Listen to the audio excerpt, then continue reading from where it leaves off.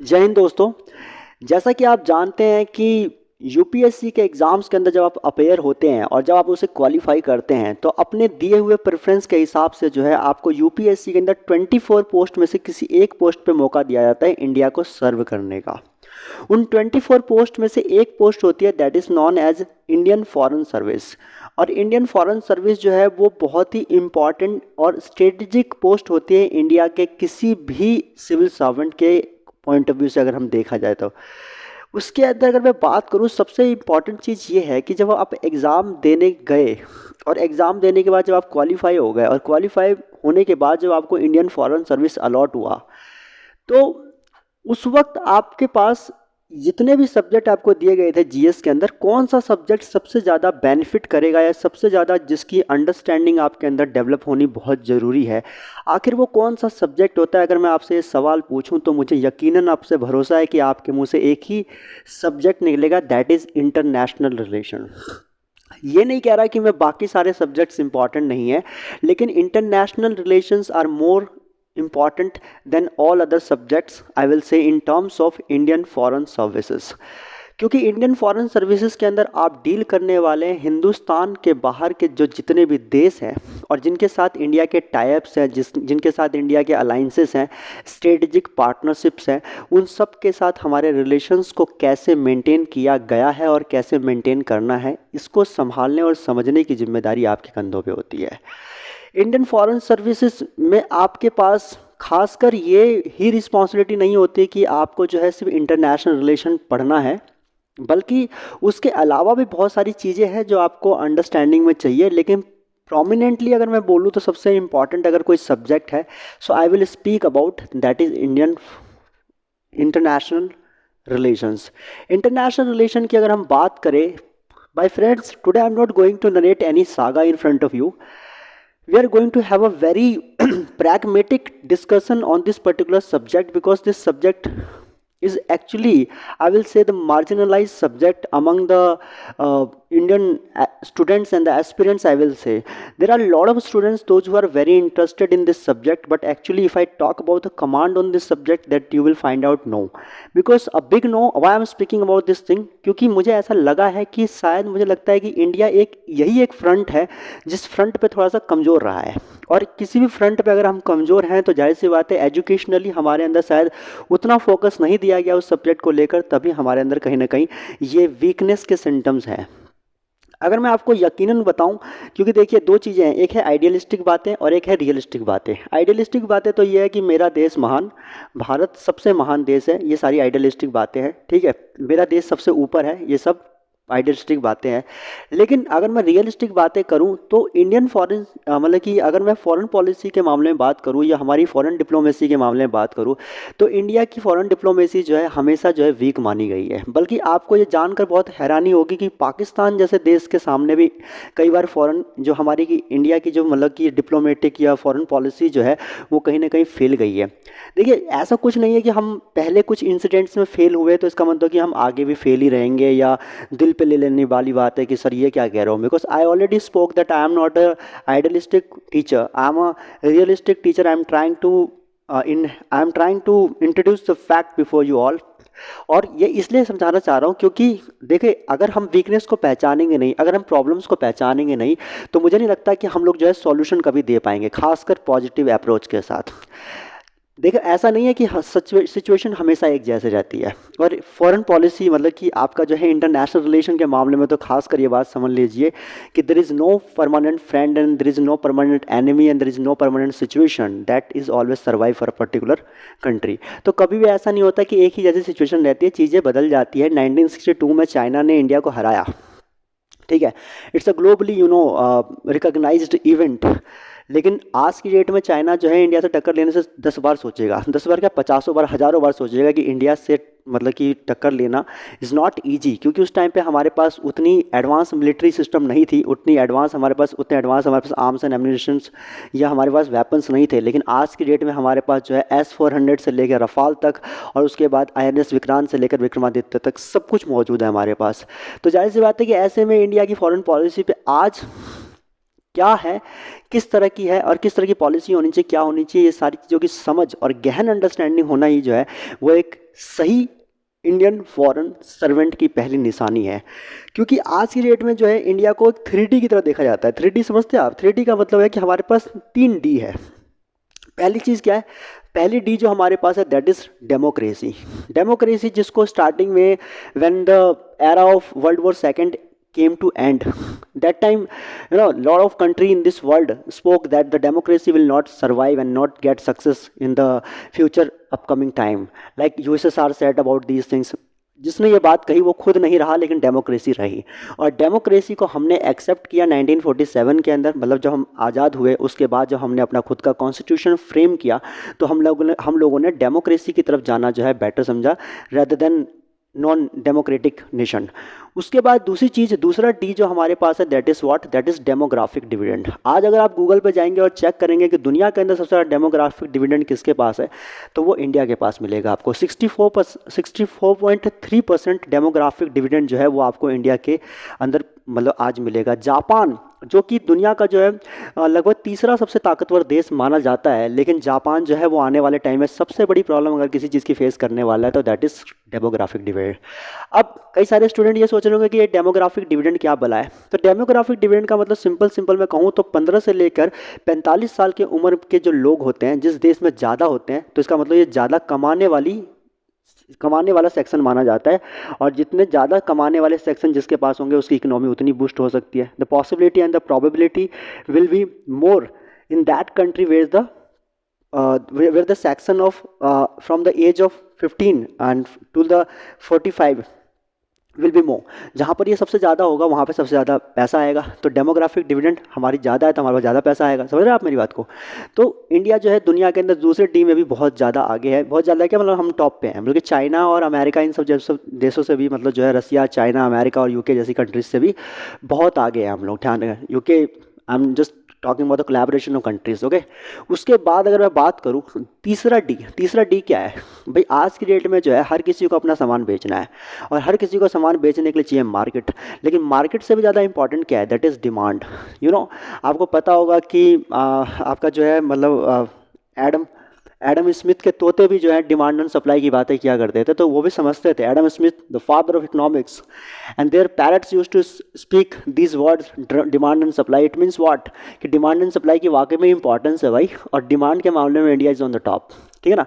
क्योंकि इंडिया की इतनी बड़ी जो मेजर पॉपुलेशन है 130 से 40 करोड़, कुछ अभी पता नहीं है क्योंकि सेंसस चल ही रहा है, तो जब ये पता चलेगा 125 करोड़ तो हम पहले से क्लियर हैं। उसके बाद जो है 150 करोड़ के आंकड़े तक भी हम पहुंचने वाले होंगे। नहीं भी होंगे तो यू अंडरस्टैंड कि इंडिया की पॉपुलेशन जो है वो राइज करेगी, ठीक है। हालांकि ये हमेशा अच्छे संकेत नहीं होते हैं, लेकिन फिलहाल ये हमारे फेवर में है तो हमें इसे एक्सेप्ट करने की ज़रूरत है।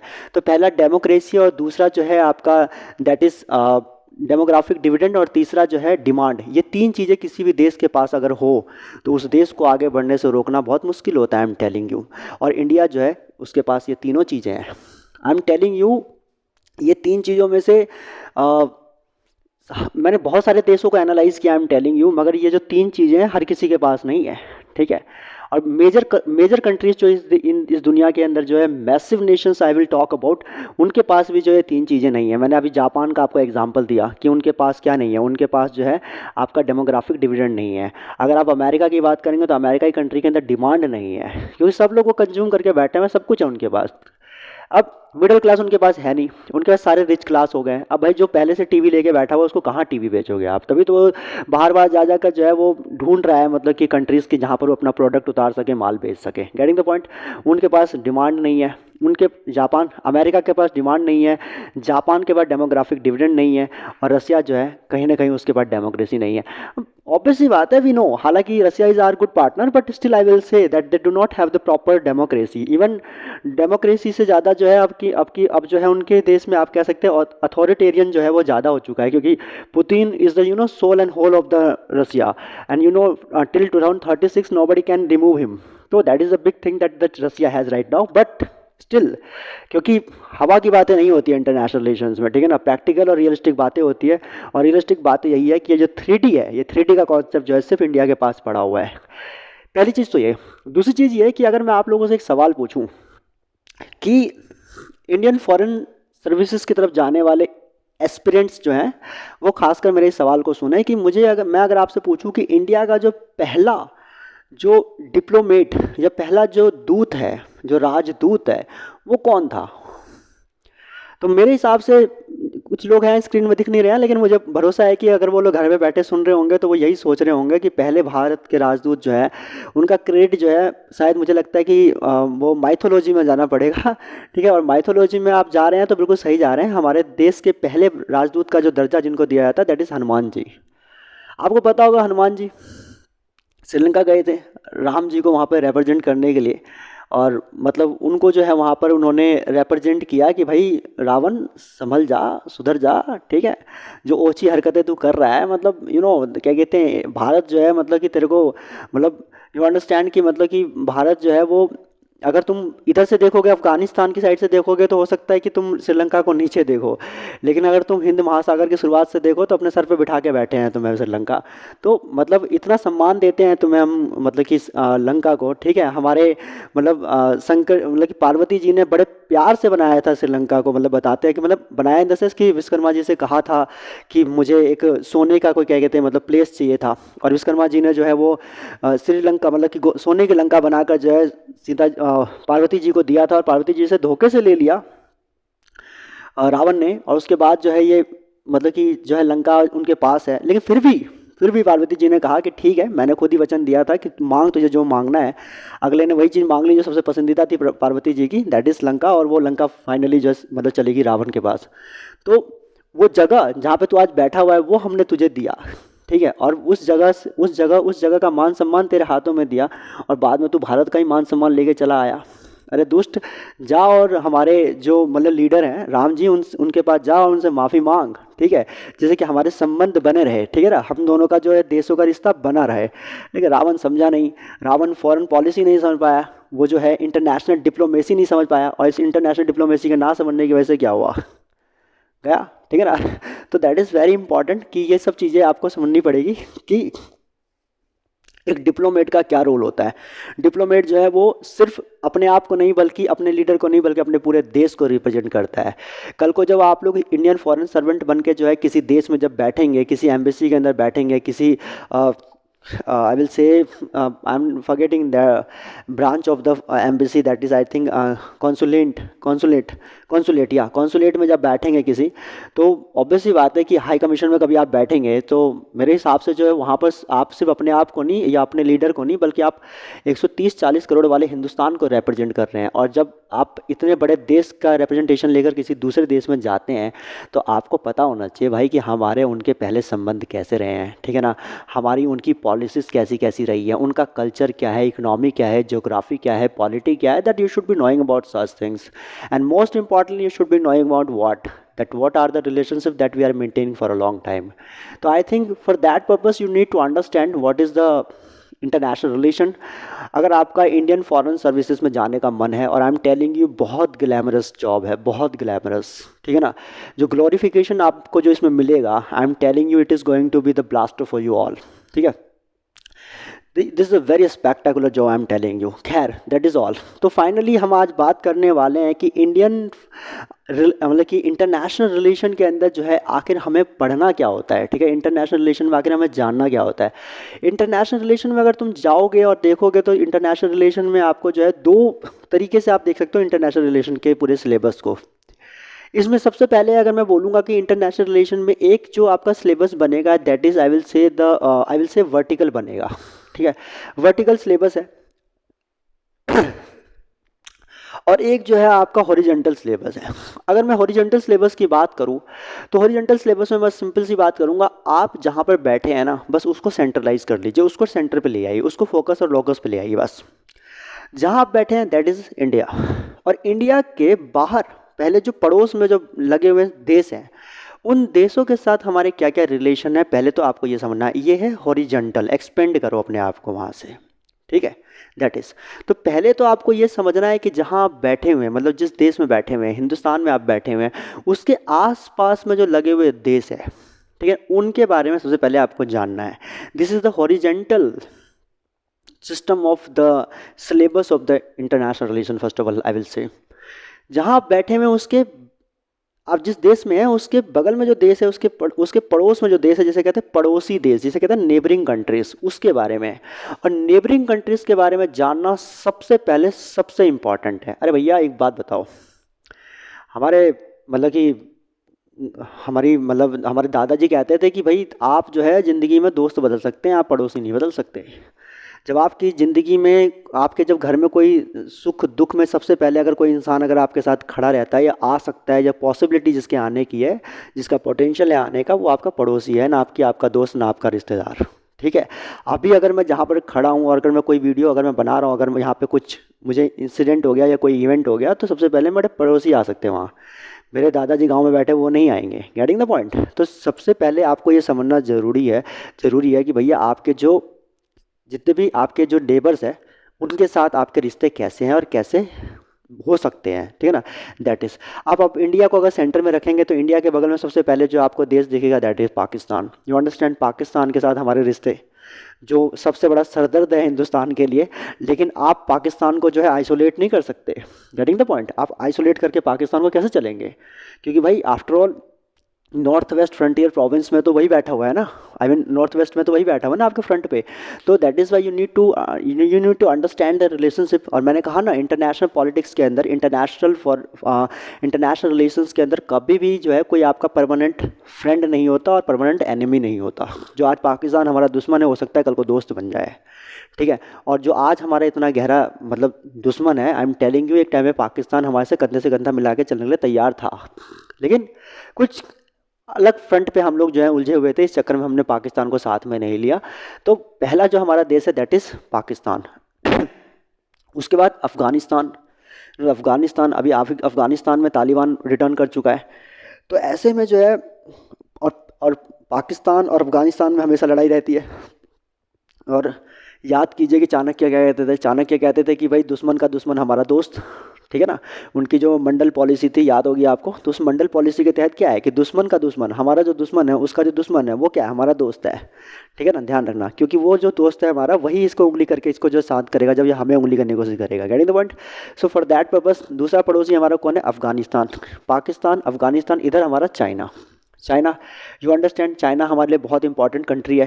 ठीक है। चाहे वो इंटरनेशनल बॉर्डर के मामले हो जो बहुत बड़ा हम उसके साथ शेयर करते हैं मैकमोहन लाइन पे, या दूसरा जो है इकोनॉमिक पार्टनरशिप की बात करें तो उसके लिए भी जो है चाइना बहुत ज़्यादा इंपॉर्टेंट कंट्री हमारे लिए बनता है। ठीक है। उसके बाद अगर आप नीचे उतरोगे तो दैट इज़ नेपाल। ठीक है। आपका चौथा कंट्री नेपाल। नेपाल के बगल में जाओगे तो आपको मिलेगा Bhutan. Getting the point. Bhutan के बगल में इधर आओगे तो बांग्लादेश, उधर म्यांमार, और नीचे श्रीलंका और मालदीव्स। ये जो ये जो 9-10 कंट्री मैंने आपको बताई, इस 9-10 कंट्री जो आपके बिल्कुल बॉर्डर से सटे हुए देश हैं, ये जो 10 कंट्री जो आपके साथ मतलब जो 9-10 कंट्री जो आपके साथ बिल्कुल बॉर्डर से लगे हुए हैं। हालांकि 9 कंट्री हमारे साथ हैं, मतलब अगर मैं बोलूँ एक तरह से, अगर मरीन को और क्या कहते हैं आपका टेरिटोरियल जो है आपका लैंड से, अगर लैंड बॉर्डर से अगर हम देखें और मरीन बॉर्डर से देखें तो उस हिसाब से 9-10 कंट्री जो हमारे पास हैं, ये 9-10 कंट्री तो पहले आपको इनके साथ पता होना चाहिए। पहली चीज़ हॉरिजेंटली। अब इसे और एक्सपेंड करो। इसे और एक्सपेंड करोगे तो आप कहाँ चले जाओगे, सबसे पहले पीछे चले जाओ नॉर्थ ईस्ट एशिया के अंदर। North east Asia, south east Asia, sorry south east Asia के अंदर चले जाओ। साउथ ईस्ट एशिया के अंदर जाओगे तो आसियान कंट्रीज़, और आसियान कंट्रीज़ पे देखो, अगर म्यांमार, हालांकि मैंने यहाँ पे रखा है, लेकिन अगर मैं म्यांमार को वहाँ रखूँ तो म्यांमार को रख सकते हैं। तो म्यांमार एक हो गया। म्यांमार के नीचे आ जाओगे तो दैट इज़ आपका मलेशिया आ जाएगा। ठीक है। मलेशिया के नीचे अगर आप आ जाओगे तो आपका थाईलैंड आ जाएगा। और इधर जो है लाओस, कंबोडिया, वियतनाम हो गया। लाओस, कंबोडिया, वियतनाम हो गया। और यहाँ पर जो है क्या कहते हैं आपका थाईलैंड और म्यांमार, और नीचे मलेशिया के साथ आ जाओगे तो देखो पहले 5 कंट्रीज़ ले लो यार आराम आराम से, क्योंकि अदरवाइज़ आपको रिकॉल करने में प्रॉब्लम होगी। इंडिया के बिल्कुल बगल की बात हो रही है। सबसे पहले म्यांमार, उसके साथ थाईलैंड, और इधर 3 देश जहाँ पे फ्रेंच ईस्ट इंडिया कंपनी हुआ करती थी, बाद में टूट के 3 देश बने, जिसमें लाओस, कंबोडिया, वियतनाम, 5 देश ये हो गए। उसके नीचे उतरोगे तो मलेशिया पहले एक देश हुआ करता था, तो उसमें 2 देश और निकले, दैट इज़ फर्स्ट सिंगापुर। ठीक है। और दूसरा उधर साइड से निकला, उसका जो आपका ईस्टर्न पार्ट है वहाँ से निकला ब्रुनई। तो यहाँ पे ये हो गए ब्रुनई, सिंगापुर और मलेशिया, 3, 8 हो गए। और नीचे आ जाओगे तो इंडोनेशिया, और उधर चले जाओगे तो दैट इज़ फिलीपींस। तो ये 10 देश जो है, ये 10 देश यहाँ पे साउथ ईस्ट एशिया में इंपॉर्टेंट देश है। मैं ये नहीं कह रहा कि सिर्फ यही है, बट इंपॉर्टेंटली ये देश हैं आपके। ठीक है। उसके बाद आप इन देशों के साथ आसियान कंट्रीज़ कहते हैं इसे। ठीक है ना। Association of south east Asia Nations. तो ये एसोसिएशन जो है यहाँ पे, और जो इधर 8 कंट्रीज़ है जिसमें आपका मालदीव, श्रीलंका, इंडिया, अफ़गानिस्तान, पाकिस्तान, उसके बाद पाकिस्तान, अफ़गानिस्तान, उसका चाइना, नेपाल, भूटान, ठीक है, और नॉट चाइना, नेपाल, भूटान और बांग्लादेश, ये 8 कंट्री। देखिए, बांग्लादेश, भूटान, नेपाल, इंडिया 4, उसके बाद मालदीव, श्रीलंका, पाकिस्तान, अफगानिस्तान 4, 8, ये 8 देश मिला के सार्क बनता है। वो 10 देश जो मैंने बताया आपको नीचे इधर साइड को, जिसमें आपका जो मैंने बताया कि आपका म्यांमार हो गया, थाईलैंड हो गया, उसका लाओस, कंबोडिया, वियतनाम हो गया आपका, ठीक है, लाओस, कंबोडिया, वियतनाम के बाद जो है इसके बाद आपका जो है यहाँ पे मलेशिया, ब्रुनई, सिंगापुर और इंडोनेशिया और आपका फिलीपींस, ये 10 देश हो गए।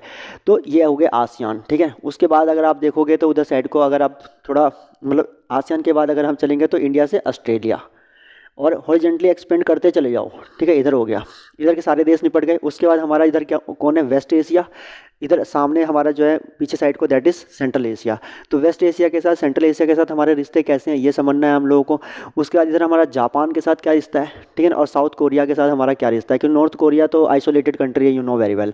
रसिया हमारा हमेशा से जो है बहुत इंपॉर्टेंट पार्टनर रहा है, ठीक है ना, दैट इज़ रसिया के साथ क्या रिश्ता है। उधर जाएंगे तो आपको दो दो मतलब कि आपको जो है इंपॉर्टेंटली, हालांकि आइसोलेटेड तरीके से, मतलब कि आइसोलेटेड आई विल से कि मतलब कि वन बाय वन हम जो है हर कंट्री के साथ अपने रिलेशन देख सकते हैं, ठीक है, यूरोप के अंदर। लेकिन मेनली यूरोपियन यूनियन में अगर हम देखें तो that is one country, we cover every country in that. Second हमारे पास जो है वहाँ पे यूके है, ठीक है, यूके और यूरोपियन यूनियन, इन दोनों को, हालांकि जर्मनी के साथ, फ्रांस के साथ, स्पेन के साथ, पुर्तगाल के साथ, और आपका जो है मतलब ऑस्ट्रिया के साथ, हर देश के साथ हमारे अपने अपने रिश्ते हैं, यूक्रेन के साथ, हर किसी देश के साथ है। लेकिन मोस्ट इंपॉर्टेंटली हमारे पास क्या है कि यूरोपियन यूनियन को कवर कर लिया और यूके को कवर कर लिया तो पूरा यूरोप कवर हो जाएगा। उसके बाद इधर चले जाएंगे तो अफ्रीकन यूनियन हो गया आपका, इसमें पूरा का पूरा अफ्रीका हो गया। इंडिविजुअली हमारे कंट्री के साथ रिलेशन में है नो डाउट, और वो भी समझना जानना हमें है।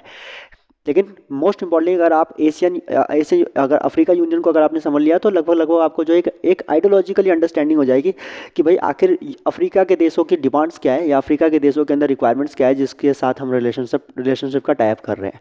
उसके बाद अगर आप चले जाओगे तो उधर अमेरिका हो गया, यूएसए, और यूएसए के साथ अगर जाएंगे तो कनाडा को भी कवर कर सकते हैं, और नीचे लैटिन अमेरिका।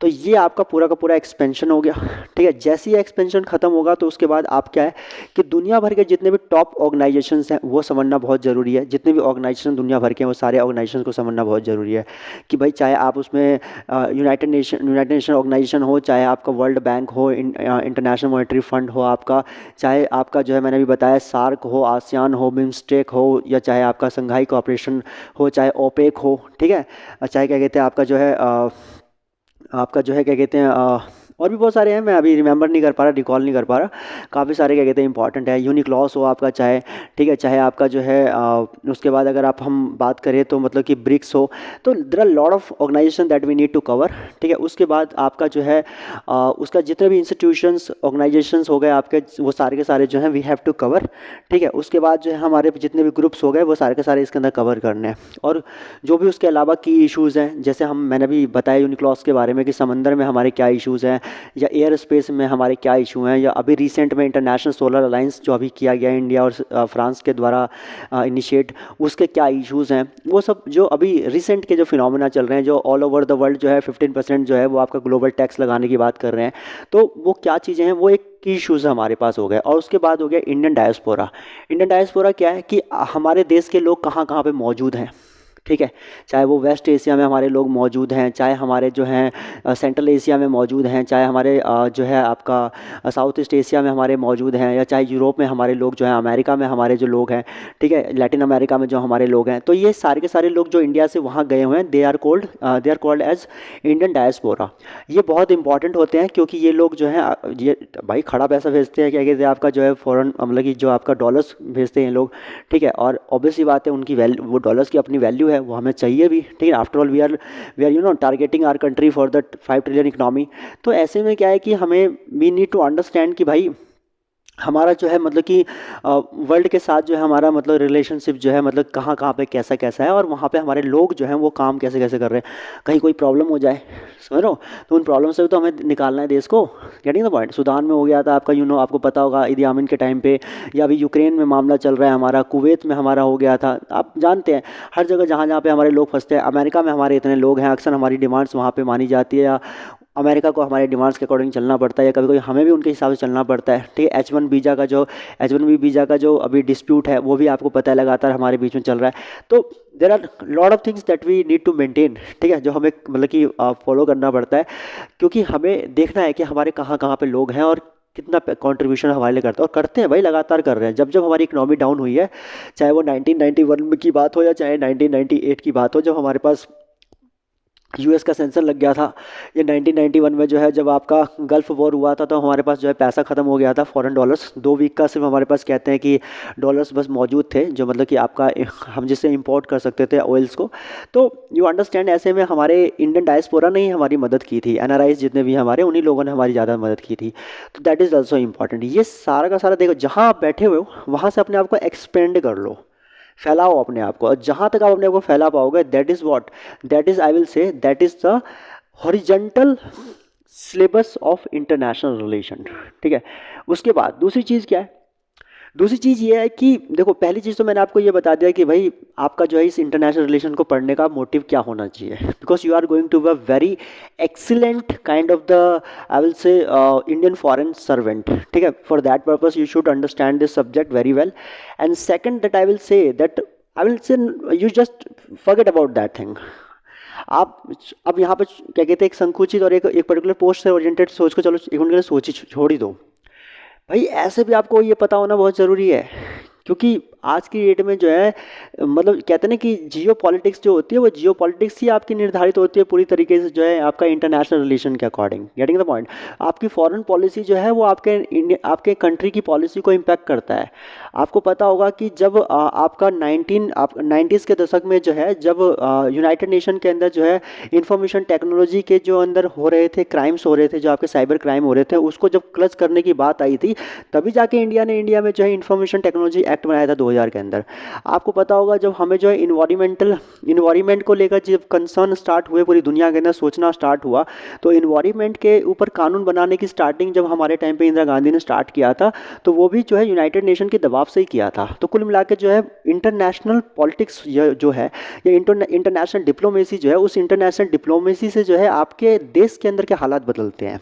आज आपके पास, हमारे पास जो ये टेक्नोलॉजी है, जाहिर सी बात है ये किस वजह से है भाई? ये सब इसी वजह से है क्योंकि आज जिन देशों के पास ये फैसिलिटीज़ है वो हमें दे पा रहे हैं। क्यों? क्योंकि 1991 में जो है हम एलपीजी लेके आए, हम लिबरलाइजेशन, प्राइवेटाइजेशन, ग्लोबलाइजेशन लेके आए, हमने बाहर के देशों की कंपनीज़ को इंडिया में आने के लिए अलाउ किया। अगर वो नहीं होते तो शायद ये सर्विसेज हमारे पास नहीं होती। हमारे देश की कई सारी सर्विसेज बाहर जाती है, वो सर्विसेज अगर उनके पास ना हो तो ऑब्वियस सी बात है उन्हें प्रॉब्लम हो। Getting the point? तो आज की डेट में exchange of culture and resources are necessity, or that is why people speak that the country has been now converted into the global village। हर एक देश जो है वो क्या हो गया, ग्लोबल विलेज में कन्वर्ट हो गया है। एक देश दूसरे देश पे इकोनॉमिकली इंटरडिपेंडेंट है, और उस इंटरडिपेंडेंसी की वजह से जो है we can not be isolated, we can not survive in isolation. Getting the point? तो इसीलिए बहुत ज़रूरी है कि हम ये चीज़ समझे कि भाई फॉरेन पॉलिसी कितनी इंपॉर्टेंट चीज़ है। ठीक है, आप इसकी जगह किसी दूसरे पोस्ट पे होंगे तब भी आपको इस सब्जेक्ट की अंडरस्टैंडिंग होना बहुत ज़रूरी है। ठीक है, क्योंकि भाई आपको ये आप पता है ना डिप्लोमेट क्या करता है, या आपको ये पता है ना कि ब्यूरोक्रेट क्या करता है, एक सिविल सर्वेंट क्या करता है। सिविल सर्वेंट बाल की खाल निकालता है। सिविल सर्वेंट जो है ना, वो किसी भी समस्या की तह तक जाकर जो है उसे पता लगाता है, और उसके बाद जो है उसका सॉल्यूशन पॉजिटिव अप्रोच के साथ निकाल के सरकार को देता है। हमारी रिस्पॉन्सिबिलिटी जो है वो सिर्फ ऊपर ऊपर से पढ़कर और निकल जाने वाली नहीं है। हमारी रिस्पॉन्सिबिलिटी है चीज़ों के गहन में जाना, उसकी प्रॉब्लम को जो है रूट से ख़त्म करना। Getting the point? किसी भी चीज़ को अगर ख़त्म करना है, किसी प्रॉब्लम को ख़त्म करना है, always work upon the root. Getting the point? तो रूट पे काम करना is a very important thing I will say. उसके अलावा दूसरी चीज़, एक तो ये हो गया कि हॉरिजेंटल सिलेबस मैंने आपको बताया। दूसरा आई विल से हॉरिजेंटल सिलेबस के अलावा अगर मैं बात करूँ तो आखिर देखो मैं कहूँ कि क्या कहते हैं, अब मैं हॉरिजेंटल का वर्टिकल आ रहा हूँ। ठीक है, वर्टिकली मैं आऊँगा कि 1947 में जब देश आज़ाद हुआ तब से लेकर अभी तक जो हमारी पॉलिसी है वो कैसे चली है, दैट इज़ आई विल से द वर्टिकल पार्ट। ठीक है, वो हमारा वर्टिकल पार्ट है। हॉरिजेंटली तो मैंने आपको बता दिया, एक्सपेंड करो बस अपने आप को, हर देश के साथ हमारे रिलेशनशिप को स्टडी करना है, that is a syllabus, that's it.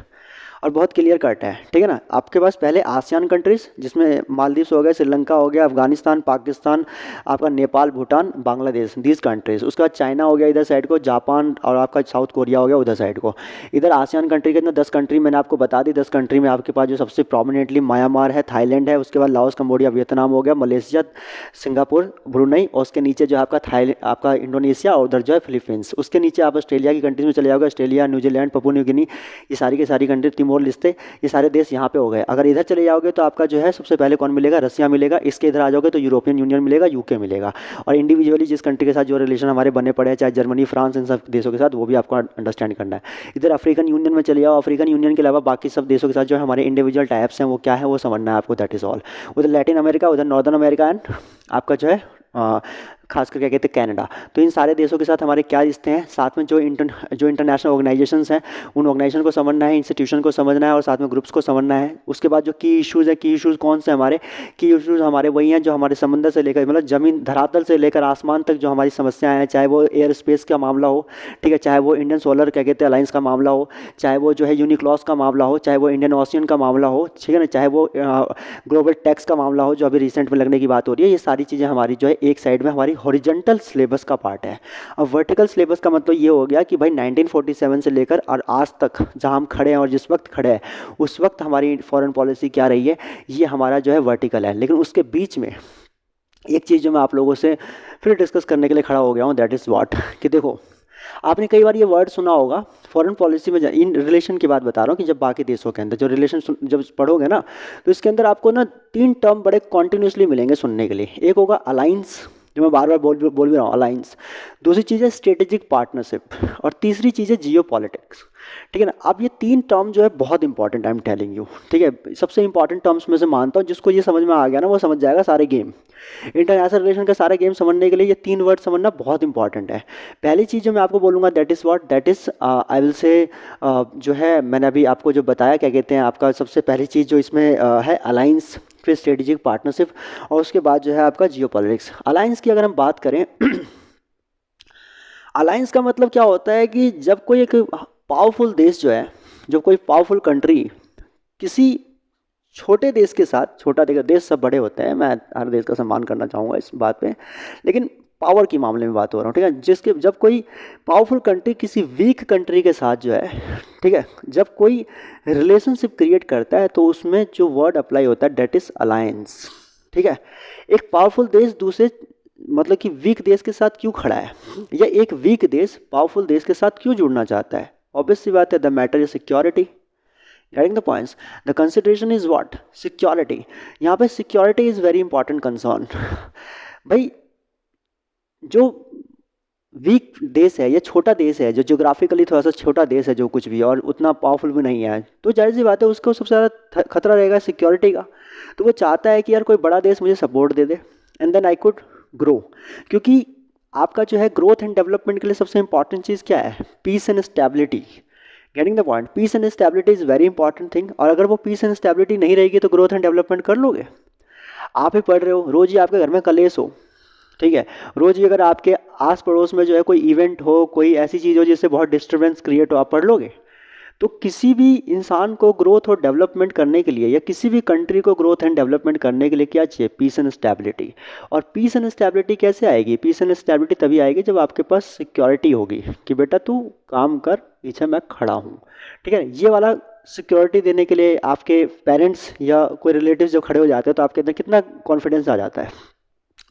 Same चीज़ है इंटरनेशनल रिलेशंस के अंदर भी यही चीज़ है कि अलाइंस, अलाइंस क्या, जब एक पावरफुल कंट्री किसी एक वीक कंट्री को अपना सपोर्ट देता है तो वो कहलाता है अलाइंस। क्या कहलाता है, अलाइंस। जैसे फॉर एग्जांपल नाटो, नाटो के अंदर सबसे प्रोमिनेंटली कौन सी कंट्री थी, that was USA, United states of America. United states of America ने क्या कहा, उसने कहा कि भैया देखो ये जो कम्युनिज्म जो है, जो यूएसए जो रसिया फैला रहा है मतलब हर जगह पे, it's a very dangerous ideology. I am telling you, you are going to become a very important not I will say but the victim of this ideology.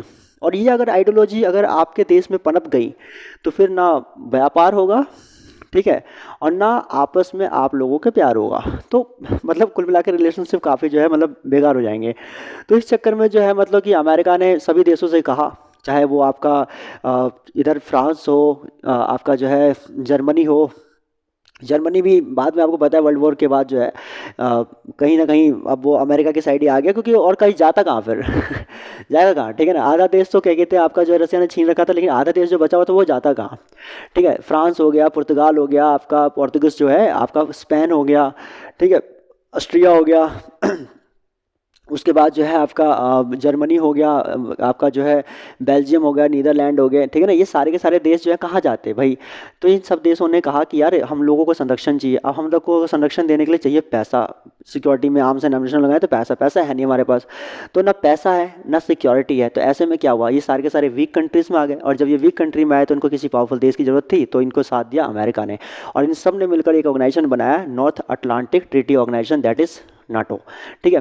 तो नाटो एक, इसमें अमेरिका सुप्रीम है और बाकी सारे के सारे सपोर्ट दे रहे हैं, ठीक है, बाकी सारे के सबको सपोर्ट कर रहा है अमेरिका, ठीक है ना। That is called alliance. तो इनके बीच में क्या है, अलायंस है, ठीक है ना। तो आप देखेंगे वर्ड अलायंस, जैसी वर्ड अलायंस पढ़ ले आप, समझ जाए, मामला क्लियर हो जाना चाहिए कि अलायंस का मतलब ये है कि एक पावरफुल देश होगा और थोड़ा एक वीक होगा, getting the point. Second thing I will से, the second term is very important in international relation, that is what, that is I will say strategic partnership। strategic partnership, अगर आप अलायंस समझ गए हैं तो स्ट्रेटेजिक पार्टनरशिप समझ ही गए होंगे मेरे बोलने से पहले, मुझे पता है। दैट इज़ व्हाट जब एक पावरफुल कंट्री और दूसरी भी पावरफुल कंट्री एक साथ रिलेशनशिप मतलब मेंटेन करती है, तो उसको कहते हैं आपका स्ट्रेटेजिक पार्टनरशिप। जैसे फॉर एग्जांपल इंडिया और चाइना दोनों ही पावरफुल नेशन है, ठीक है ना। इंडिया और जापान दोनों ही पावरफुल नेशन है, जापान और चाइना दोनों ही पावरफुल नेशन है। आपका रसिया और चाइना दोनों ही पावरफुल नेशन है, अमेरिका एंड चाइना दोनों ही पावरफुल कंट्री है। तो ये जो दो कंट्री जब आपस में मिलती है, तो दोनों कंट्री जब आपस में मिलती है तो उनके जो मिलने का जो रीज़न होता है, दैट इज़ व्हाट। अब एक बात बताओ, उस वाले में तो मैंने बोल दिया आपको कि भैया वहाँ पे जो मेन कंसर्न है दैट इज़ सिक्योरिटी, क्योंकि भाई वहाँ पे एक वीक है, और वीक कंट्री को क्या चाहिए, किसी बड़ी कंट्री का सपोर्ट, ठीक है ना। तो वो बड़ी कंट्री का जो सपोर्ट चाहिए, उस सपोर्ट को लेने के लिए जो है वो वहाँ पे जाता है।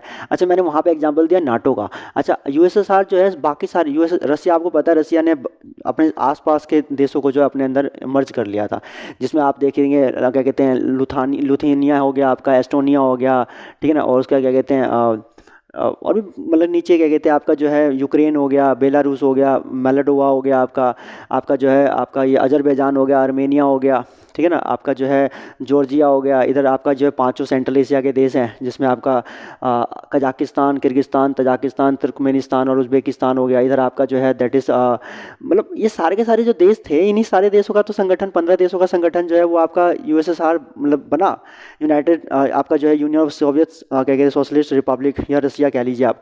तो ये जो यूएसएसआर बना, इस यूएसएसआर के अंदर जो है, जो ये जो बाकी 14 देश थे रसिया के अलावा, ये जो 14 देश और रसिया के बीच में जो जो एग्रीमेंट हुआ होगा, उसे हमने क्या बोला होगा, उसे बोला होगा अलायंस। क्या बोला होगा, अलायंस। तो इनके बीच में क्या है, अलायंस, क्योंकि ये थोड़े, ये सारे के सारे वीक कंट्रीज और रसिया वो जो पावरफुल कंट्री, सो इनके बीच में क्या हुआ, अलायंस। अमेरिका और बाकी जो कंट्रीज यूरोप के रहे या जितने भी नॉर्थ अटलांटिक से जो लगे हुए देश थे, वो सारे के सारे देश जो आए अमेरिका के साथ, वो क्या थे, वो सारे के सारे अलायंस। तो वो अलायंस, ये अलायंस, गेटिंग द पॉइंट। दूसरी चीज़, तो उनका मेन कंसर्न था सिक्योरिटी। अगर उनका मेन कंसर्न सिक्योरिटी है, तो स्ट्रेटेजिक पार्टनरशिप में जब दोनों ही देश पावरफुल है, लाइक इंडिया एंड चाइना, तो क्या इनका कंसर्न सिक्योरिटी होगा, ऑब्वियसली बात है, नहीं होगा। तो इन दोनों का कंसर्न सिक्योरिटी नहीं होगा, ठीक है ना। स्ट्रेटेजिक पार्टनरशिप में क्या होता है, इट नॉट स्ट्रेटेजिक पार्टनरशिप में जो है सबसे मेन फोकस जो होता है वो किस चीज़ पे होता है, जैसे हम लोग डेवलपमेंट से जुड़े हुए इश्यूज़ के साथ जो है एक दूसरे के साथ जुड़े होते हैं। जैसे हम लोग जुड़े हुए हैं इकोनॉमी को स्ट्रॉन्ग करने के लिए, लाइक हम एजुकेशन को स्ट्रॉन्ग करने के लिए जुड़े हुए हैं, आर्म्स एंड एम्यूनिशन के लिए भी जुड़े हुए हैं एक दूसरे के साथ, डिफेंस के लिए जुड़े हुए हैं। हम दोनों मिलकर अपनी अपनी आर्मी जो है, तुम्हारी स्ट्रॉन्ग आर्मी और हमारी स्ट्रॉन्ग आर्मी दोनों मिलकर जो है क्या करती है, ऑपरेशंस करती है। आपने सुना होगा कोवर्ट और ओवर्ट ऑपरेशन। कोवर्ट जो है वो छुप के जब दो देश जो है किसी देश में जो है आपका जो ऑपरेशन करते हैं, और जब ओवर्ट मतलब कि क्या कहते हो, ओपनली जब आप दो देश आपस में मिलकर जो है किसी तीसरे देश में जो है ऑपरेशन करते हैं, तो इसको कहा जाता है आपका covert overt operation. I will talk about these things later, but first of all I just want to focus upon that is what, strategic partnership. Strategic partnership दो ताकतवर देशों के साथ, दो पावरफुल देशों के साथ होता है, लेकिन उनके अंदर कंसर्न सिक्योरिटी नहीं होता। मेन कंसर्न मतलब सिक्योरिटी भी होता है, बट मेन कंसर्न नहीं होता, ठीक है। मेन कंसर्न होता है जो आपका क्या हो गया, एजुकेशन पे हो गया, हेल्थ सेक्टर पे हो गया, एक दूसरे के साथ मिलकर काम करना हो गया, जो कुछ भी infrastructure, the most important thing, infra के ऊपर काम करना, ठीक है ना, डिफेंस के ऊपर काम करना, आर्म्स एंड एम्यूनिशन के ऊपर काम करना, और दोनों की इकोनॉमी को ग्रो करना, दैट इज़ द मोटिव, ठीक है। अच्छा, उसमें सिक्योरिटी पर्पस है, लेकिन सिर्फ सिक्योरिटी पर्पस नहीं होता, इकोनॉमिक टाइप्स भी होते हैं, ठीक है ना। लेकिन सबसे मेन कंसर्न अगर उसके अंदर आप देख लेंगे साफ दिख जाएगा आपको। अब अभी क्या बताओ, अगर अमेरिका जो है वो आपका, अगर आपका अल्जीरिया के साथ रिलेशनशिप क्रिएट करेगा तो आप उसे क्या बोलेंगे? आप साफ साफ पहचान जाएंगे ना कि अमेरिका जो है, यूएसए जो है वो बहुत पावरफुल कंट्री है, और वहीं अल्जीरिया जो है वो लेस पावरफुल कंट्री है। क्लियर है ये चीज़, इसमें क्या बताने वाली बात है? ठीक है, अगर मैं बोलूँ कि अमेरिका जो है वो आपका अगर भूटान के साथ रिलेशनशिप क्रिएट कर रहा है, तो ऑब्वियस ही बात है कि इन दोनों का, इनमें एक देश साफ दिख रहा है कि पावरफुल देश है, ठीक है ना। तो यहाँ पे जो अमेरिका जो क्या कहते हैं आपके पास, और इनके बीच में जो रिलेशन क्रिएट हो रहा है ये अलाइंस है, और इंडिया और अमेरिका के बीच में जो रिलेशन बनता है दैट इज स्ट्रेटेजिक पार्टनरशिप, ठीक है, ध्यान रखेंगे। तो स्ट्रेटेजिक पार्टनरशिप जो है इंडिया और यूएसए के बीच में, या इंडिया रशिया या रशिया इंडिया के बीच में जो होता है दैट इज कॉल्ड। तो हमारा जो यहाँ पे पर्पस होगा, मेन पर्पस होगा अदर देन सिक्योरिटी, वहाँ पे मेन पर्पस क्या होगा, क्या कहते हैं, मतलब कि security will be the main concern देगा। तो सिक्योरिटी के बाद बाकी इकोनॉमिक टाइप्स भी है, इंफ्रास्ट्रक्चर पे भी काम करते हैं वो लोग, ठीक है, आपका एजुकेशन, हेल्थ केयर, इन सब सेक्टर्स पे भी काम किया जाता है एक साथ मिलकर। लेकिन मेन कंसर्न वहाँ पे अलायंस में सिक्योरिटी, और यहाँ पे जो है अदर देन सिक्योरिटीज़। सर मैं ये दोनों वर्ड, तो आपको ये दोनों जो ये जो टर्म है ना, ये आपको लगातार मिलेंगे सुनने के लिए जब आप इंटरनेशनल रिलेशन को स्टडी कर रहे होंगे, लाइन टू लाइन स्टडी कर रहे होंगे, या बार बार अगर मैं आपको बोल रहा हूँ और आप अगर आप सुन रहे होंगे इस चीज़ को, ठीक है, तो आपको ये वर्ड जब मिलेंगे तो क्लियरिटी होनी चाहिए, ठीक है भाई। शब्दों से ना मतलब बदल जाते हैं, ठीक है, तो इसीलिए जो है आपको शब्दों को ही पकड़ना होता है, की वर्ड्स कैसे कहते हैं इसे। ये की वर्ड अपने आप में एक बहुत अच्छी थ्योरी क्रिएट कर देते हैं आपके दिमाग के अंदर, ठीक है। दूसरी चीज़ अच्छा, दूसरी तो हो ही गई, पहला अलायंस, दूसरा स्ट्रेटेजिक पार्टनरशिप, और तीसरा जो है that is also very important, Jio politics. अब ये जियो पॉलिटिक्स क्या भला है भाई? जियो पॉलिटिक्स सिंपल सी इतनी सी भला है, जब किसी देश की जियोग्राफी बहुत इंपॉर्टेंट हो जाती है, जब किसी देश की जियोग्राफी बहुत इंपॉर्टेंट हो जाती है, तो हम कहते हैं कि यार हमारा इंटरनेशनल रिलेशन उस देश के साथ इसलिए ज़रूरी है क्योंकि उसका जियो पॉलिटिक्स बहुत इंपॉर्टेंट है, ठीक है। मतलब क्या है, उनका जियोग्राफी बहुत इंपॉर्टेंट है, ठीक है। जैसे कि वेस्ट एशिया, भाई वेस्ट एशिया सबसे इंपॉर्टेंट कंट्री क्यों बन जाता है? जियोग्राफी। पेट्रोल और किसी के पास है ही नहीं, पेट्रोल डीजल सिर्फ वेस्ट एशिया के कंट्रीज़ के पास, मतलब और भी देशों के पास है, लेकिन मेनली जो है जो ऑयल के मामले में यही आपका इराक, ईरान, सऊदी अरबिया, यही देश, कुवैत, ईरान, कुवैत, बहरीन, ठीक है ना, क्या कहते हैं, कतर, यूएई, यही देश, ओमान, यमन, यही सब देश जो है सबसे टॉप पे है। Getting the point. तो इन देशों के साथ जो है मतलब कि ऑब्वियस सी बात है कि आपको जो है क्या करना होता है भाई, आप इनके साथ नाराज़गी नहीं बना सकते, आपको इनके साथ रिलेशन अच्छे रखने पड़ेंगे, क्योंकि इनकी जियो पॉलिटिक्स बहुत इंपॉर्टेंट है भाई। दुनिया की, पूरे दुनिया का इंफ्रा रुक जाएगा, या ट्रांसपोर्टेशन सिस्टम रुक सकता है अगर क्या कहते हैं मतलब इन लोगों ने हाथ खड़े कर दिया तो। Getting the point. Second thing, जैसे हमारे लिए ईरान के अंदर चाबहार पोर्ट बन रहा है भाई, बहुत इंपॉर्टेंट है। आईएमटी बन रहा है हमारा इंडिया, म्यांमार, थाईलैंड के अंदर, वो भी बहुत इंपॉर्टेंट है, समझ रही बात। वो उसके बाद हमारा जो है क्या कहते हैं, यहाँ से इंडिया से जो है हम लोग जो है आपका जो है क्या कहते हैं मतलब कि ये आई थिंक कलकत्ता से जो है हम अगरतला तक डायरेक्ट रूट बना रहे हैं, चिटगांव और क्या कहते हैं आपका जो है आपका ढाका का क्या कहते हैं सहारा लेके बांग्लादेश के साथ। तो ये क्या है, जियो पॉलिटिक्स बहुत इंपॉर्टेंट, वरना हमें सिलीगुड़ी से घूम कर जो है पूरा जाना पड़ता है फिर आपको नॉर्थ ईस्ट में। तो for that purpose you understand कि भाई ये कितना इंपॉर्टेंट कंसर्न है हमारे लिए, किसी भी देश का जियोग्राफी। अच्छा, हमारी जियोग्राफी कितनी इंपॉर्टेंट है, हम कितने लकी देश हैं। जैसे अमेरिका कितना लकी देश है कि उसको जो है दोनों तरफ से जो है दुनिया के सबसे बड़े समंदर जो है हिफाजत करते हैं, एक तरफ पैसिफिक है तो एक तरफ अटलांटिक है, ये दोनों मिलकर उसकी हिफाजत में लगे हुए हैं। तो हमारे पास देख लीजिए, हमारे पास जो है एक तरफ अरब सागर है, एक तरफ बंगाल की खाड़ी है, और एक तरफ हमारे पास हिंद महासागर है। तो हमारे पास हमारी लोकेशन कितनी स्ट्रेटेजिक है, हम अपने लोकेशन से बैठ के हमारी जियोपॉलिटिक्स कितनी इंपॉर्टेंट हो सकती है दुनिया के इंटरनेशनल डिप्लोमेसी के अंदर, कि भाई हमारे जगह से बैठ कर जो है पूरे के पूरे हिंद महासागर, अरब सागर, बंगाल की खाड़ी पर नजर रखा जा सकता है। तो I think this is very important to understand कि भाई जियोपॉलिटिक्स जो है ये टर्म अगर बार बार रिपीट होगा तो इसका क्या मतलब है? इसका मतलब है कि भाई किसी देश की जियोग्राफी बहुत मैटर कर रही है यहाँ, ठीक है। तो आई विश कि आप लोग समझ गए कि भाई जो है ये मतलब कि आपका जो है तीन टर्म जो है क्या है। पहली चीज़ तो मैंने आपको बताया कि हॉरिजेंटल वे में जो है आपको पूरा का पूरा जो है इंटरनेशनल रिलेशन को फैलाना है। हॉरिजेंटली जब हमने फैलाया इसे, तो हॉरिजेंटली जब हमने इसे फैलाया तो उसमें क्या बना, उसमें आपका जो है मतलब इंडिया के आसपास के देश, पड़ोसी देशों के बाद जो है जितने भी कॉन्टिनेंटल कंट्रीज़ हैं उन सारी कंट्रीज़ के साथ हमारे क्या क्या रिलेशनशिप है, ऑर्गेनाइजेशंस, इंस्टीट्यूशंस, डायस्पोरा, और उसके बाद जो हमारे की इश्यूज चल रहे हैं, चाहे वो हमारे सीज़ को लेकर हो, चाहे वो हमारे इंटरनेशनल सोलर अलायंस को लेकर हो, चाहे हमारे यूनिवर्स में जो है क्या कहते हैं सैटेलाइट्स को क्या कहते हैं लॉन्च करने को लेकर प्रॉब्लम्स चल रही है, वो सारी की सारी चीज़ें हमारे लिए की कंसर्न्स हैं। उसके बाद मैंने आपको तीन टर्म बताया, that is first is what, alliance. Second term is very important, that is what, strategic partnership. और third term that is what, geopolitics. ये चीज़ें अब हम समझेंगे एक और मेन फैक्टर को, डिटर्मिनेंट्स, अगर मैं डिटर्मिनेंट्स की बात करूं, देखो इंटरनेशनल रिलेशन में तीन चीज़ें डिटर्मिनेंट पे और भी ज़्यादा इंपॉर्टेंट मानी जाती है, ठीक है। वो चीज़ें क्या है, पहला आपका हो गया दैट इज़ आई विल से डोमेस्टिक, ठीक है, डोमेस्टिक हो गया, दूसरा हो गया सिस्टमेटिक, और तीसरा जो मैं पॉइंट बोलूँगा दैट इज़ आई विल से कौन है भाई, इंडिविजुअल, ठीक है। तो पहला जो आपके पास है डोमेस्टिक दैट इज, और दूसरा सिस्टमेटिक, और तीसरा हो गया इंडिविजुअल। किसी भी देश की जो मतलब कि किसी भी देश का जो मतलब डिप्लोमेसी जो है वो तीन इन फैक्टर्स पे बड़ा डिपेंड करता है, ये डिटर्मिनेंट्स माने जाते हैं। डिटर्मिनेंट्स का मतलब जो डिटरमाइन करती है किसी देश की फॉरेन पॉलिसी को, या आपका कह लीजिए इंटरनेशनल डिप्लोमेसी को।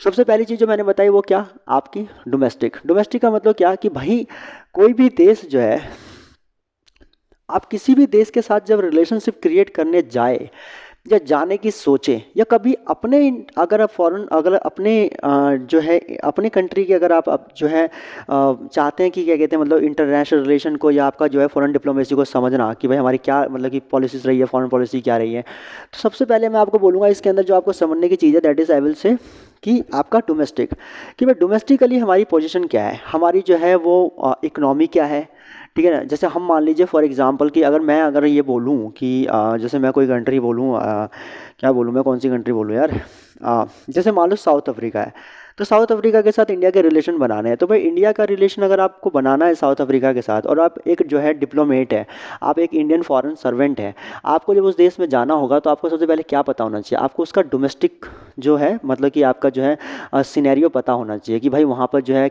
इकनॉमी किस तरह की है, ठीक है, वहाँ के जो है क्या कहते हैं मतलब कल्चर किस तरह के हैं, ठीक है, उसके क्या कहते हैं वहाँ पर जो है आपका जो है दैट इज़ आई विल से the most important thing is what I will से, कहाँ गया भाई, हाँ, आपका जियोग्राफी कैसा है वहाँ का, ठीक है, ये चीज़ें समझनी। और ये सब चीज़ें समझने के लिए मतलब कि ये सारी चीज़ें समझने के लिए जो है जो सबसे इम्पॉर्टेंट फैक्टर जो आपके पास होगा वो क्या होगा कि भाई आपको ये समझना होगा कि उनका और हमारा पास्ट में रिलेशन कैसा रहा है, गेटिंग द पॉइंट, उनका और हमारा जो है पास्ट में रिलेशन कैसा रहा है, या वो पास्ट में कैसे रहे हैं, ठीक है, इसकी स्टडी ये जानना बहुत ज़रूरी है। जब ये आप जान जाते हैं तो ऑटोमेटिकली जो है आप समझ जाते हैं। आपको पता होगा नेल्सन मंडेला को जो है हम लोगों ने अपने देश के अंदर जो है सर्वोच्च सम्मान दिया हुआ है, हमने हाईएस्ट जो है आपका सिविलियन अवार्ड से नवाजा है उनको, शायद मेरे हिसाब से भारत रत्न जो है मतलब कि वो नेल्सन मंडेला को हमने दिया है। तो यू अंडरस्टैंड कि भाई जो है मतलब कितना इंपॉर्टेंट क्या कहते हैं मतलब कि ये चीज़ है, ठीक है। नेल्सन मंडेला के योगदान को हम इतना सम्मान देते हैं कि भाई वो 28 वर्ष तक जो है वो जेल में रहे थे। जो लॉन्ग वॉक टू फ्रीडम उनकी अगर आप बुक पढ़ेंगे तो आपको पता चलेगा कि उनका इंडिविजुअल जो उनका जो मतलब एफर्ट था, जो आपका पूरा का पूरा जो मतलब उनका व्यक्तिगत जो संघर्ष था, ठीक है, वो कितना क्या कहते हैं मतलब कि जो है आपका अपने आप में सराहनीय है, ठीक है। उसकी वजह से हिंदुस्तान उन्हें सम्मान देता है। और एक चीज़ और आपको पता होगी कि जैसे महात्मा गांधी जो 1893 में जो है अपनी वकालत की मतलब सही मायने में जो वकालत की ज़मीन जब तलाश रहे थे तो उनको सबसे पहले साउथ अफ्रीका की धरती मिली। आपको याद होगा पिटोरिया के अंदर जब आई थिंक मेरे हिसाब से जब उनको रेलवे से बाहर धकेला गया था, तो उसके बाद जो उनके अंदर जो ईगो इग्नाइट हुआ था, जिसके बाद उन्होंने जो है पूरे अफ्रीका के अंदर मूवमेंट चलाया और लगभग अफ्रीका को ही बदल के रखा, पूरे साउथ अफ्रीका को के अंदर मूवमेंट चलाया और साउथ अफ्रीका के अंदर वो सिस्टम को बदला जिस सिस्टम से वो परेशान हुए, और देश वहाँ का जो देश परेशान था।